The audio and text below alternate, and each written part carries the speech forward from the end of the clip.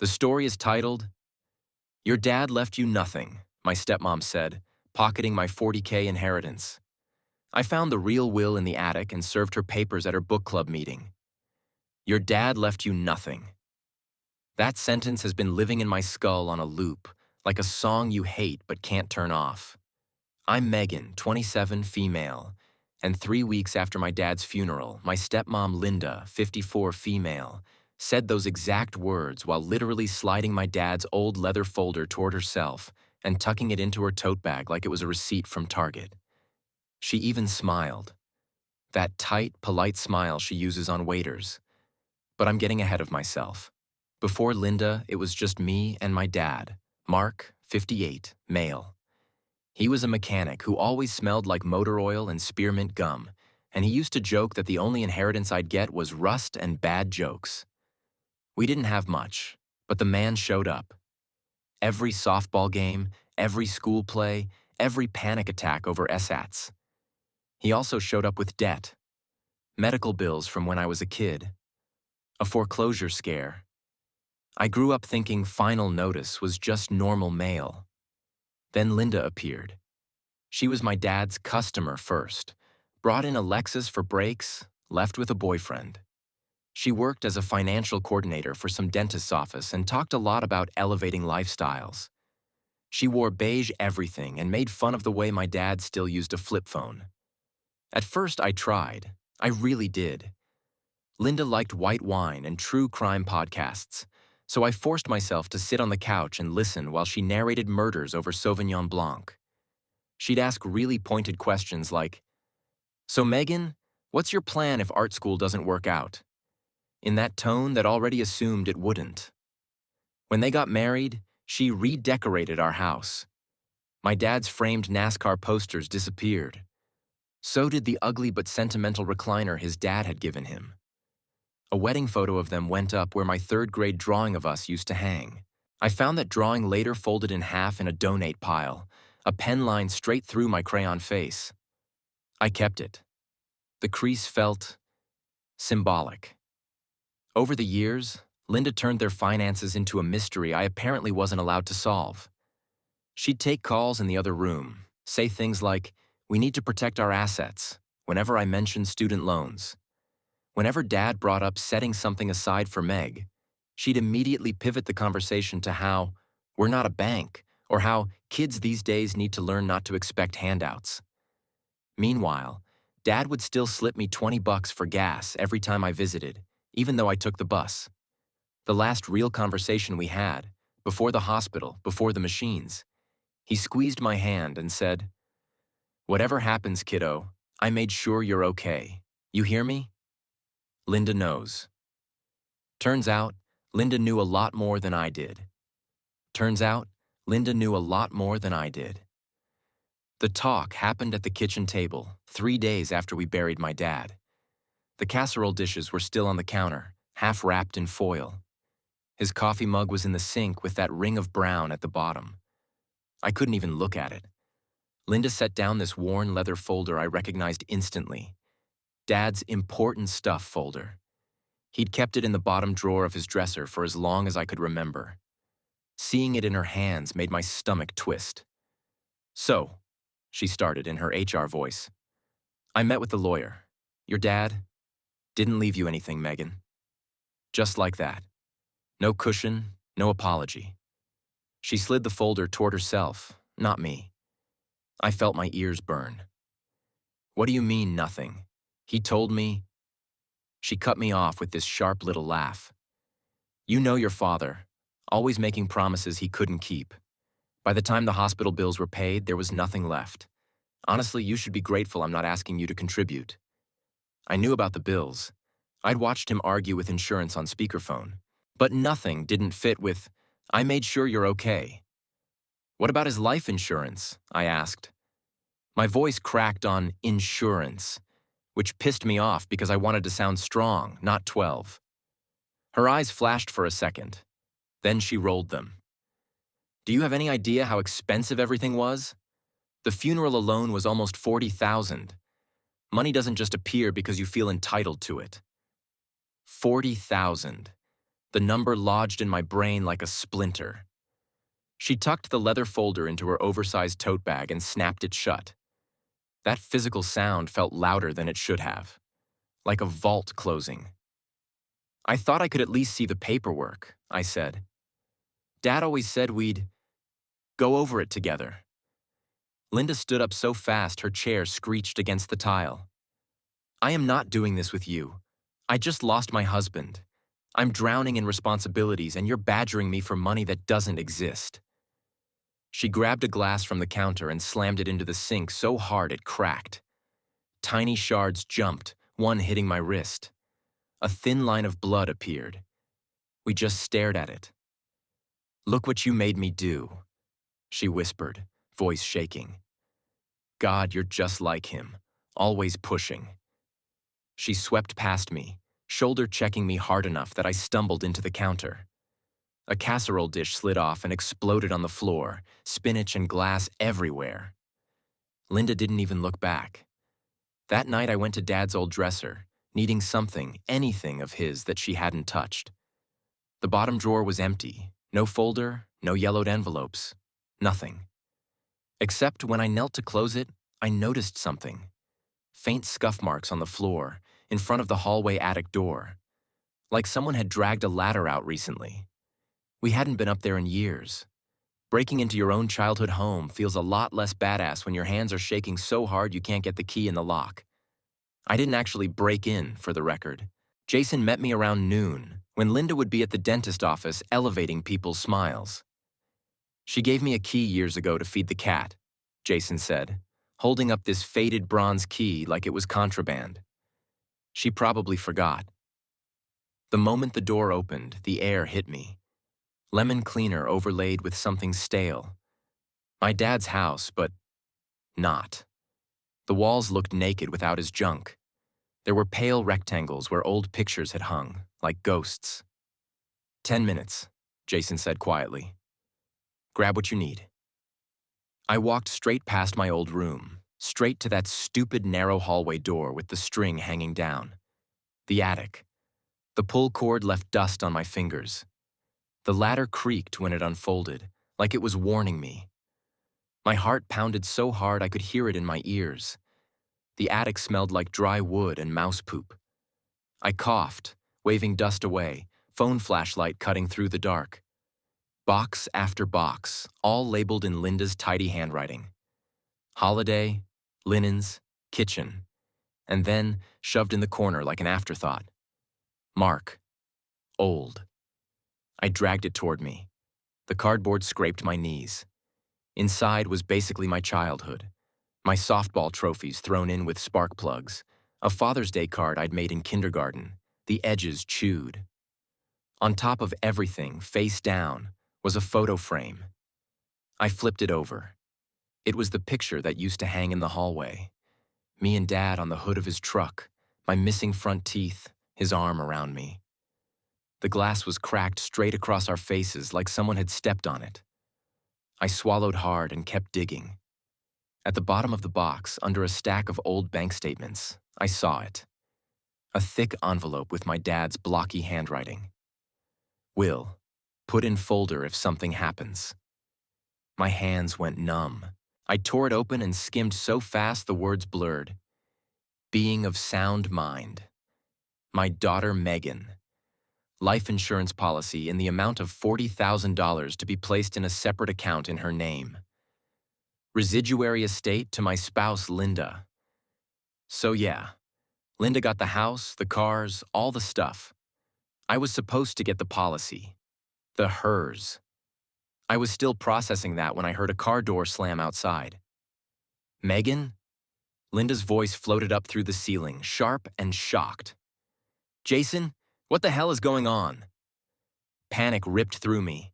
I shoved the will under my hoodie, crammed the empty envelope in my back pocket, and scrambled for the ladder. She yanked it, hard. I dropped the last 4 feet, landing on my hip. Pain shot up my side. Jason shouted something, stepping between us, but Linda barreled past him, hair wild, eyes locked on me. What did you take? She shrieked, grabbing for my hoodie. Her nails caught skin. You ungrateful little thief. This is my house. She shoved me into the hallway wall so hard a framed wedding photo of her and my dad crashed to the floor, the glass exploding across the hardwood. She kicked it out of her way like trash. I hit record on my phone without even thinking and held it low by my leg. Dad left that policy to me, I said, voice shaking but loud. You told me there was nothing. You lied. Her face twisted. I paid the bills. I handled everything. After all I did, I deserve that money. You think he wanted to reward you for running off to draw cartoons? There it was. Out loud. On video. Jason grabbed her arm when she raised her hand again. Enough, Linda. I slipped past them, heart racing, hoodie clutched tight over the crackling paper against my ribs. By the time I got outside, my hip was throbbing, my wrists were bleeding where her nails had dug in, and my dad's will was warm from my skin. I sat in my car, shaking, and pulled it out. His signature stared back at me.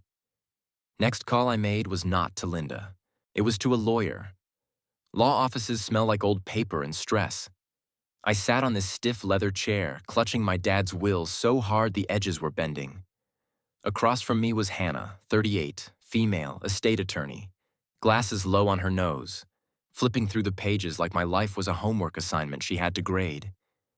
She read in silence for a full minute. Then she looked up.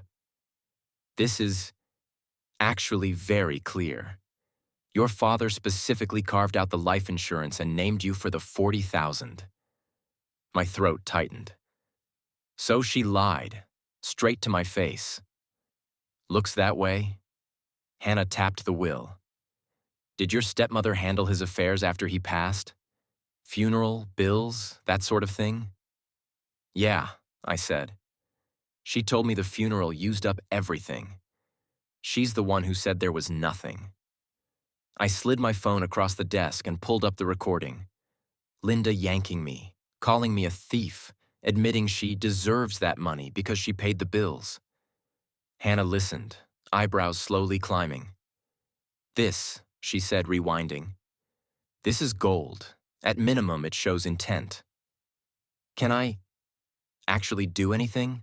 I asked. Or is this just me being morally right and legally screwed? She smiled, a little dark. We can absolutely do something. First, we get a copy of the life insurance policy and the beneficiary designation. If your name is on it and she cashed it out, we sue for conversion and demand a full accounting of the estate. If she changed the beneficiary when your father was sick, we argue undue influence. She paused. And we can talk about a protective order given the assault. Hearing the word assault made my stomach knot. My hip still bruised when I walked. What do you want, Megan? She asked. Bottom line. I want what he left me, I said. And I want her to know she doesn't get to rewrite his last promise to me like I don't exist. So Hannah drafted a demand letter, legalese.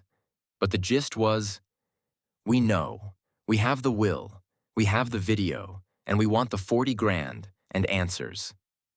Linda's response was unhinged.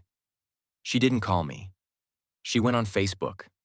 Suddenly, half the people from my hometown could see this long post about entitled stepchildren and greedy artists trying to steal from a grieving widow. One screenshot landed in my inbox with, is this about you? Then came the voicemails, sobbing, screaming, switching mid-message. You are killing me, Megan. After everything I did for you? Click. You ungrateful little witch. You don't deserve a dime. Click. I'll make sure everyone knows what you really are. 2 days later, she showed up at my apartment. She pounded on the door so hard my neighbor's dog started barking.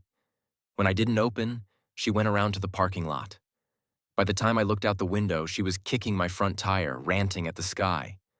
One of my terracotta planters shattered under her foot, dirt everywhere. She picked up a shard and hurled it at my windshield. Spiderweb crack. My neighbor, bless her, had already called the cops and was filming from her balcony. When the officers arrived, Linda melted into this shaking, sobbing puddle, clutching her chest and saying I was provoking her by weaponizing lawyers. One cop pulled me aside and said, "File for a restraining order, and tell your attorney." That night, doom scrolling, I ended up on Linda's Instagram. Her grid was basically a shrine to one thing: her book club. Curated cheese boards, stacks of pastel hardcover thrillers, captioned "My Girls, My Safe Place." There was a recurring tag: Thursday Thrills. Once a month. Always at her house. The next one was in 2 weeks.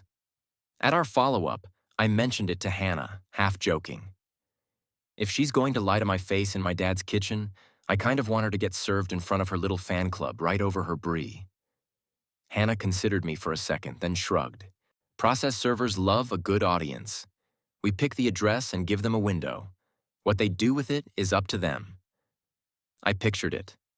Linda holding court, wine glass in hand, talking about toxic people, when a stranger walks in with a manila envelope and her legal karma. If she wanted an audience so badly, fine. I'd make sure she had one when the truth showed up at her door. Update 2. Okay, so apparently some of you want me to go nuclear, and others are like, just take the money and walk away. Meanwhile, I'm in the middle, oscillating between wanting peace and wanting to personally staple the will to Linda's vision board. A few things have happened since my last post. First, Hannah filed for a temporary restraining order. We used the video from my apartment complex and the clips of Linda smashing my planter and cracking my windshield. The judge granted it. When the sheriff tried to serve her that, she apparently put on this performance about being terrorized by her husband's unstable daughter. He still handed it to her. I wish I'd seen her face. Second, remember how Linda posted that long Facebook rant? Someone in her precious book club screenshotted the comments and anonymously sent them to me. Turns out Linda has been workshopping her narrative for weeks. I'm money-obsessed, ungrateful, dangerous when upset. One woman even commented, "Cut her off before she ruins your life." Cool. But buried in there was something interesting. Linda bragged about how responsible she was for managing Mark's life insurance like a pro. Exact words. Hannah almost laughed when I showed her. "She is confessing on Maine," she said. "We now have the will leaving me the 40,000. The recording of her saying she deserves my money. The vandalism video. The Facebook post bragging about the life insurance. So yeah, we're moving forward with the lawsuit. Papers are drafted. The process server has been booked for Thursday. Yes, that Thursday. Thursday, thrills. A lot of you suggested extra petty touches. One comment that stuck with me said, "Make her face the truth in the exact space she uses to lie about you." That hit me hard because my dad used to say, "People show you who they are where they feel most comfortable." For Linda, that place is her living room, barefoot with a glass of wine, holding court over a cheese board while she rewrites history to an audience. So that's the plan. Her safe place, my truth. I'm not going to scream. I'm not going to touch her. I'm just going to walk in, look her in the eye, and let the law talk for me. And if she explodes? Well, that part I won't have to imagine for long. Thursday felt like waiting for a storm you'd scheduled yourself. I met the process server a block away from Linda's house. His name was Tyler, 32, male, all calm energy and cargo pants. He held the thick manila envelope like it weighed nothing. To me, it felt like a brick. "You sure you want to be here?" he asked. I pulled my dad's old denim jacket tighter around me, the one I'd rescued from the torn trash bag in the rain. I need her to see I'm not backing down. Linda's street was already lined with SUVs. Through the front window, I could see clusters of women, stemless wine glasses in hand, laughing around her stupidly perfect charcuterie board. Candles, white couch, Pinterest core. "All right," Tyler said. "You stay behind me. No contact. I walk in, say her name, hand it over. That's it." We walked up the driveway. My heart was beating so hard I could feel it in my teeth. The front door was open. I could hear her before I saw her. And then she actually filed for a restraining order, Linda was saying, laughing this high, brittle laugh. My therapist says she's always been unstable. Her father coddled her. I stepped just inside the entryway, behind Tyler. Living room full of women. Cheese board like a still life. Linda dead center, barefoot, holding a glass of red like a prop. When she saw me, the color drained from her face. What is she doing here? She snapped. The room went quiet. Megan, you're not allowed within... Tyler stepped forward. Linda, last name? He didn't even flinch at her glare. I have legal documents for you. She turned to him, confused. You can't just walk into my home. This is a private... He held out the envelope. You've been served. It was weirdly anticlimactic. Just paper passing from one hand to another. Then Linda saw the heading through the flap. My name, hers, the words petition and estate. Something in her snapped. You little snake, she hissed, rounding on me. You orchestrated this? At my book club? In front of my friends? One of the women, Rachel, 41, female, the one who DM'd me screenshots, shifted uncomfortably on the couch. Linda's voice climbed. After everything I paid for, I used your father's policy to cover his hospital bills and funeral so you wouldn't have to sell your precious sketchbooks, and now you're suing me for it? I earned that money. Murmurs rippled through the room. Tyler's brows shot up slightly. I could practically hear Hannah's voice in my head. She is confessing on Maine, again. You're also violating the restraining order right now, I said quietly. My voice still shook, but I said it. You came to my apartment, remember? Smashed my windshield? A couple phones came out, not subtle. Put the phones away, Linda shrieked. She swung her arm, red wine arcing through the air. It splashed across her own white couch, dripping down like blood. The glass slipped from her hand and shattered on the hardwood. Rachel stood up. Linda, maybe sit down. Linda shoved the coffee table instead. Candles toppled, wax spilling, cheese and crackers sliding to the floor in a greasy avalanche. This is what she does, she screamed, pointing at me with a shaking hand. She ruins everything, then plays victim, just like her father. She lunged. Tyler stepped in front of me, hand up. Rachel grabbed Linda's arm. Linda yanked free so hard she stumbled, knocking into one of her friends. The woman crashed into the bookshelf, sending hardcovers and a framed Live, Laugh, Love print raining down. Someone yelled, I'm calling 911. Linda froze, chest heaving, mascara streaked down her cheeks. She looked around at the wrecked coffee table, the wine stain, the phones pointed at her. You're all believing her? She whispered. Over me? I met her eyes. For the first time, she looked small. My dad believed me, I said. That's why he wrote the will. Outside, sirens started to wail, getting closer. Tyler touched my elbow. Time to go. As we stepped off her porch, I heard her voice break into a sob behind us, high and ragged. Another glass shattered. A dog started barking. A couple of her girls followed us out, deliberately avoiding her gaze. I didn't look back. The storm had finally hit her house, not mine. The cops didn't haul Linda away in handcuffs that night or anything dramatic like that. Real life is slower and pettier. They separated everyone, took statements, and watched the videos. One officer glanced at me and quietly said, You're the protected party?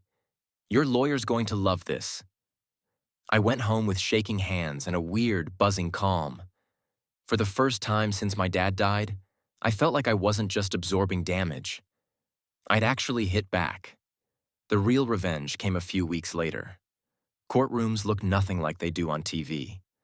Fluorescent lights, old carpet, everyone half bored. Except Linda. She walked in wearing black like she was attending my funeral, not a hearing. When she saw me sitting with Hannah and Jason in the row behind us, she flinched like I'd slapped her. Her book club friends didn't sit with her. Rachel was on our side of the aisle. Linda kept glancing back at her, confused, like she couldn't compute it. The judge watched the videos first. The one in the hallway with her admitting she deserved my 40 grand. The one of her kicking my car. The one from book club where she melted down in front of the cheese board and screamed that she'd used my father's policy. Like a pro. Hearing her own words in that flat courtroom air was brutal.